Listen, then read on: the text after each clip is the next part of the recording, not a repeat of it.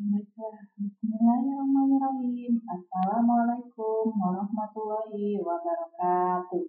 Masih bersama Ibu Pipit dalam pembelajaran tema 3, subtema 1, pembelajaran 3 dan 4. Untuk muatan PPKM mengenai bentuk keragaman dalam masyarakat dan bentuk keragaman budaya dalam masyarakat. Apa saja ya bentuk keragaman budaya dalam masyarakat serta keragaman dalam masyarakat. Nah, keragaman di Indonesia itu menjadi daya tarik tersendiri bagi negara dan bangsa Indonesia. Dengan memahami keberagaman yang ada, masyarakat Indonesia semakin kokoh persatuan dan kesatuannya. Keberagaman berasal dari kata ragam, yang menurut Kamus Besar Bahasa Indonesia artinya adalah macam atau jenis. Secara bahasa, ragam adalah bermacam-macam. Beragam lawan kata dari seragam. Beragam itu berbeda macam atau sejenis. Sedangkan seragam artinya sama macamnya atau jenisnya. Jadi keberagaman adalah suatu kondisi dalam masyarakat yang terdapat banyak perbedaan dalam berbagai bidang. Faktor keberagaman di Indonesia itu disebabkan oleh 5 hal. Yang pertama, letak strategis wilayah Indonesia. Letak strategis ini menjadikan Indonesia sebagai persinggahan dari lalu lintas perdagangan. Para pedagang yang datang dari berbagai negara membawa agama, adat istiadat, dan kebudayaan masing-masing. Yang kedua, kondisi negara kepulauan. Banyak pulau di Indonesia membuat masyarakatnya terpisah dan tersebar menempati satu pulau. Tiap pulau membentuk kesatuan suku bangsa. Tiap suku bangsa memiliki budaya tersendiri. Yang ketiga, perbedaan kondisi alam. Perbedaan kondisi alam di Indonesia membuat masyarakat berbeda cara menyikapi cara bertahan hidup. Kondisi ini mempengaruhi pekerjaan, pakaian, dan budaya lainnya. Yang keempat adalah keadaan transportasi dan komunikasi. Sarana transportasi dan komunikasi yang terbatas menyulitkan masyarakat berkomunikasi dan berhubungan dengan masyarakat lain. Kondisi ini juga mempengaruhi keragaman masyarakat di Indonesia. Yang kelima, penerimaan masyarakat terhadap perubahan. Masyarakat perkotaan lebih mudah menerima sesuatu yang baru, baik orang asing ataupun budaya lain. Sementara orang pedesaan lebih menutup diri untuk menerima sesuatu hal yang baru. Itu ada 5 faktor keberagaman yang terjadi di Indonesia.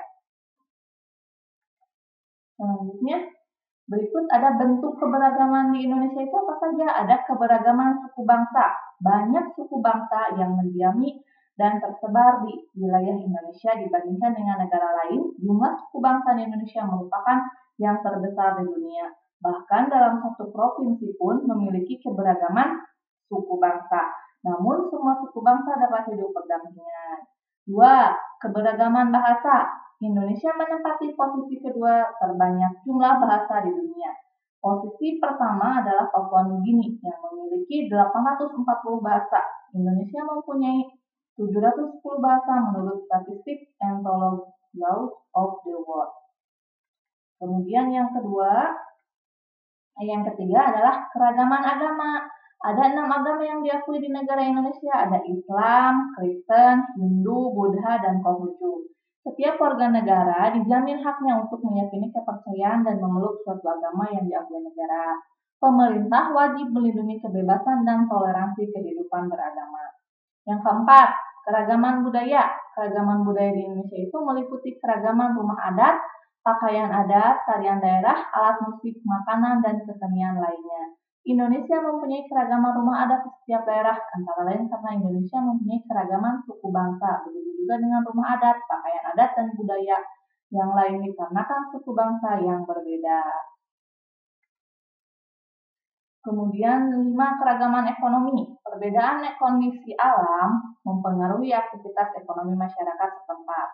Pekerjaan menyesuaikan tempat tinggal. Di perkotaan ada yang jadi karyawan, buruh pabrik, pedagang, dan lainnya. Di pantai ada yang jadi nelayan atau petani garam.